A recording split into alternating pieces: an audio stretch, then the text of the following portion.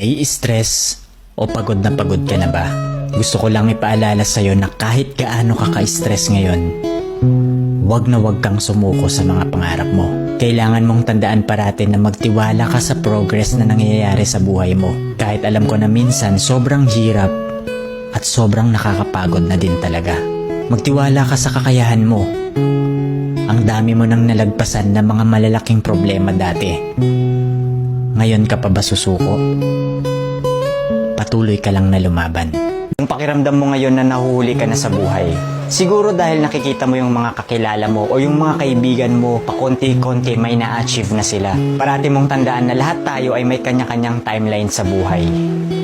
Hindi ka nahuhuli at hindi ka rin naman nauuna. Kung nasaan ka man ngayon sa buhay mo, yan ang lesson at experience na kailangan mong pagdaanan ngayon. Lahat tayo ay may sariling kwento sa buhay na makaka-inspire ng ibang tao. Sarili mong kwento yan. Kaya make sure na sulitin mo ang bawat moment at gawin mong fulfilling ang kwento mo kahit anong mangyari.